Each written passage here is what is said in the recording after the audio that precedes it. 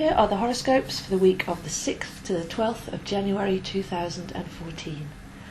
This is a very spacious and uplifting week if we can resist the temptation to push forward and to achieve and to strive with all the Capricorn energy and the New Year energy around, and we can actually keep that space that we made back in November when there was a big clearing out that went on.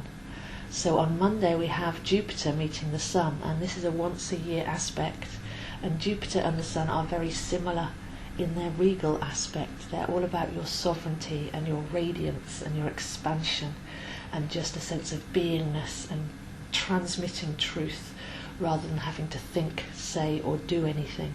So this is a golden day of the year when the Sun meets Jupiter, and it's time to relight the inner fire and to actually express from a place of essence and emotional truth rather than the active forces, the doing, the saying, the thinking, the striving. It's a very held space of golden radiance there on Monday. By Tuesday we have Mercury, and Venus retrograde is going back to conjunct with Mercury in Capricorn.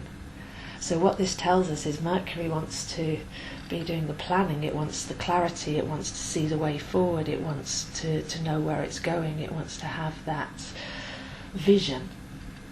But Venus retrograde is saying go back to what you used to care about, to your reality, to what really matters to you. Actually take a step backwards to simplify and to come from a place where what you are then striving towards and planning towards has real meaning, real value. So there's a wonderful day there on Tuesday to get back to your real values, your meaning, and stuff that's actually been truthful all along, rather than sometimes what we have is we believe that we want something, but that's just from a program that's been running or from a goal that we set back in the past. So this is a chance to go back even further and to realign ourselves, to recalibrate ourselves to what was always true and what we've loved on an eternal level and what we truly value before we start stepping forwards. So again, there's a backwards, spacious, heartfelt essence to Tuesday. By Wednesday we have the half moon in Aries, and the half moon is halfway between the new moon and the full moon. Tends to bring in a square aspect of challenge, which helps just to realign and keep on target. So Aries is very impulsive. It's I can, I do, I push outwards, I steam ahead. So this is a very useful aspect if we can watch ourselves there, where our frustrations or our blocks are, or where we're trying to push ahead, or what we actually are pushing forwards with the head rather than the heart. So if there's any blocks, if there's any frustration, if there's any things happen on Wednesday that show us where we're being too impulsive and too led by the ego or the head, then this is a really good opportunity to put Tuesday's lesson into practice and to go back to the heart space and to go back in time and to make sure that our values are coming from a place of longevity and meaningfulness. By the weekend we have a couple of aspects come in as well, which is Venus retrograde has gone back now to meet the Sun on Saturday. So Venus retrograde met Mercury on Tuesday and helped us find true clarity and mental calmness so that we can actually start to plan forwards. But when Venus retrograde goes to meet the Sun on Saturday, this is going to really help us to embrace that loving side of ourselves, the inner child, the glory, the fun, the radiance, and to really know that, to realise what is real.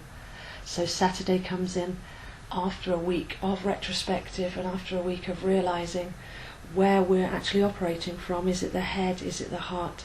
And Venus comes in and then totally shows us where the heart is actually radiant and what it is that we value, so that we can actually step forwards then on a much more truthful and profound level. And by Sunday we have Mercury going into Aquarius. So Mercury's been in Capricorn saying climb that mountain, set those visions, reach the heights, have that vision. But when Mercury steps into Aquarius we get a very different energy. Aquarius is the electrical buzz of spring, of life returning to the earth. It's the real vision of where we're all going forwards together. So instead of just considering our own resolutions, this is a great opportunity while Mercury transports itself through Aquarius to actually have a look at where we're contributing to the whole. Where are we going as a group? What's the bigger vision?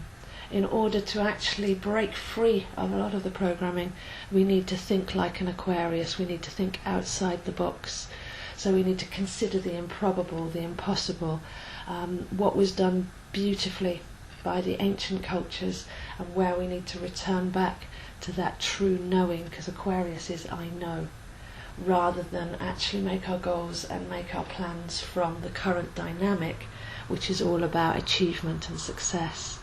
So when Mercury goes into Aquarius, we rewire again our brains quite deliciously, and we get inspired by the oldest and the wisest, which can show us where we can regain our wisdom and maturity in the future, and where we can actually break the rules, be a bit rebellious, think differently, and create a better future. So those are the horoscopes for this week, and I'll see you next week.